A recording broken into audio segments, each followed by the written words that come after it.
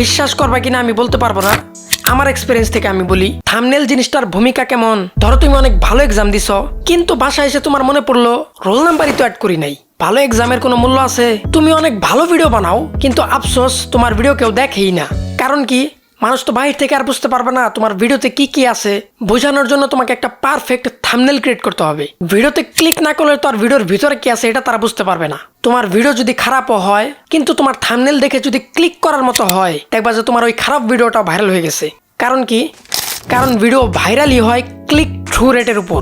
যত বেশি মানুষ তোমার থাম্বনেলের উপর ক্লিক করবে, তত বেশি মানুষের কাছে তোমার ভিডিওটা পৌঁছাবে। আমি যখন প্রথম দিকে ভিডিওগুলো বানাইতাম, তখন ভিডিওগুলো ভালোই বানাইতাম, কিন্তু থাম্বনেলগুলা কোনো মতো বানায় অমনি আপলোড করে দিতাম। তখন ভিউজ হইতো 50টা 60টা এরকম। তারপর যখন থাম্বনেলে সময় দিলাম, থাম্বনেলটা একটু ইমপ্রুভ করা শুরু করলাম, তখন থেকে আমার ভিডিওতে 1-2 হাজার মতো ভিউ আসা শুরু করছে। বলতে পারো 1-2 হাজার কোনো ভিউ হইলো, তোর তো নিজের ভিডিওতে ভিউজ নাই, তুই আবার কি জ্ঞান দিতেছস? দেখো, আমি ট্রেন্ডিং জিনিসের উপর ভিডিও বানাই না। আমার যখন যেটা মনে হয়, আমার মনে হয় এই জিনিসটার উপর আমার ভিডিও বানাইতে ইচ্ছা করতেছে, তো আমি ওইটার উপর ভিডিও বানাই।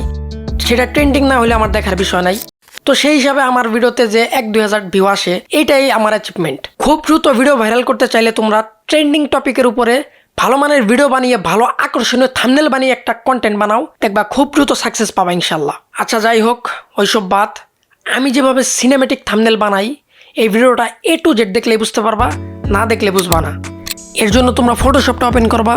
ওপেন করার পর তোমরা যে ইমেজটাকে থাম্বনেল বানাবা, সেই ইমেজটা ওপেন করবা। 4টা কাজ করলে তোমরা একটা পারফেক্ট থাম্বনেল ক্রিয়েট করতে পারবা। Number 1 text add, number 2 dodge and burn, number 3 PNG add, number 4 colour grading. Dodge and burn করে তোমরা থাম্বনেলে ড্রিমি ভাইব যেভাবে আনবা সেটাও দেখাবো। সর্বপ্রথম তোমরা বিগ সাইজের টেক্সটগুলো অ্যাড করবা। ফন্ট সিলেক্ট করে তোমরা পারফেক্ট জায়গা মতো বসাবা। বসানোর পর তোমরা ছোট সাইজের টেক্সটগুলো অ্যাড করবা।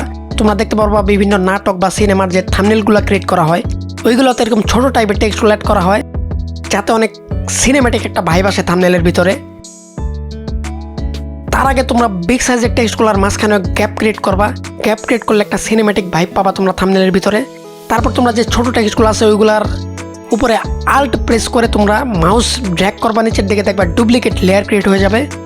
তারপর তোমরা পারফেক্ট জায়গা মতো বসাবা। থাম্বনেল বানাতে গেলে তোমাদের যে কোনো প্রকার PNG অ্যাড করতেই হবে। সেটা হোক নিজের বানানো PNG, হোক সেটা কোনো ওয়েবসাইট থেকে কালেক্ট করা PNG। তোমরা পিক্সাবে, ফ্রিপিক, pngim.com এইসব ওয়েবসাইটে ভালো ভালো PNG পাবা। তোমরা PNG অ্যাড করার পর স্ট্রোক অ্যাড করবা।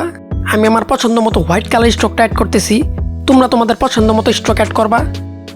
তারপর তোমরা PNGটাকে তোমাদের পারফেক্ট পজিশন অনুযায়ী বসাবা।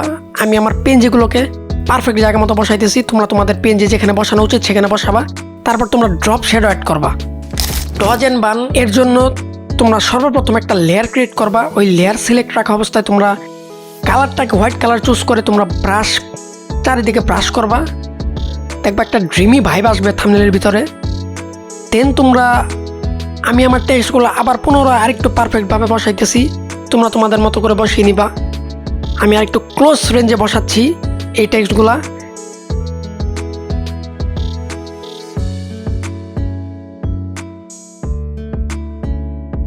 তারপর আমি এই কালারটাকে আবার ব্ল্যাক সিলেক্ট রেখে বান করতেছি।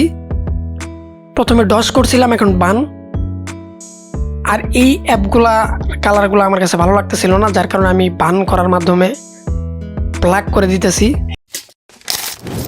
এখন কালার গ্রেড করে ফাইনাল টাচ দিবা। তার জন্য সর্বপ্রথম তোমরা মেন লেয়ারটাকে সিলেক্ট রেখে মার্জ ভিজিবল করবা। ভিজিবল করার পর তোমরা ডুপ্লিকেট লেয়ার করবা Ctrl+J চেপে। তারপর এখানে দেখতে পারতেছো তোমরা, আমি একটু টেম্পারেচারটা কুল টোনে রাখবো, যার কারণে আমি টেম্পারেচারটা মাইনাসের দিকে আনলাম। তারপর আমি এক্সপোজারটা হালকা একটু বাড়াইছি, কন্ট্রাস্টটা তুলনামূলক 30+ করছি। তারপর ক্ল্যারিটি বাড়াইছি, ভাইব্রেন্সটা একটু বাড়াইছি, হাইলাইটটা একটু হালকা বাড়াইছি। তারপর কালার মিক্সচার থেকে আমি বিভিন্ন কালার ধরে ধরে আমি অ্যাডজাস্ট করতেছি। তোমরা তোমাদের থাম্বনেল অনুযায়ী অ্যাডজাস্ট করে নিবা।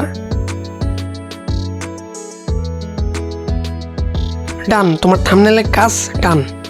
তোমরা থাম্বনেলের পিছনে যত সময় দিবা, তত ভালো নিখুঁত একটা পারফেক্ট থাম্বনেল ক্রিয়েট করতে পারবা। এটা জাস্ট আমি তোমাদেরকে ন্যূনতম একটা টিউটোরিয়াল দিলাম। তোমরা বিগিনার যারা আছো তারা থাম্বনেল বানাও, কিন্তু ইউটিউবে আপলোড করার সময় দেখা যায় থাম্বনেল সাইজ 2 MB এর বেশি হলে আপলোড হতে চায় না, রেড লাইন ওঠে। তো থাম্বনেল বানানোর পর তোমরা চলে যাবা ফাইল থেকে চলে যাবা এক্সপোর্ট থেকে কুইক এক্সপোর্ট অ্যাজ PNG। এখানে তোমরা দেখতে পারতেছো আমার ইমেজের যে রেজুলেশন এটা 8 MB এর মতো। তো এখানে তোমরা ফরম্যাটটা JPG রাখবা, রাখার পর অপাসিটিটা তোমরা 100% থেকে ডাউন করবা। যতটুকু ডাউন করলে 2 MB এর নিচে হয় ততটুকু পর্যন্ত ডাউন করবা, তারপর এক্সপোর্ট করবা। এখন এটাকে তোমরা ইউটিউবের থাম্বনেল হিসেবে ব্যবহার করতে পারবা।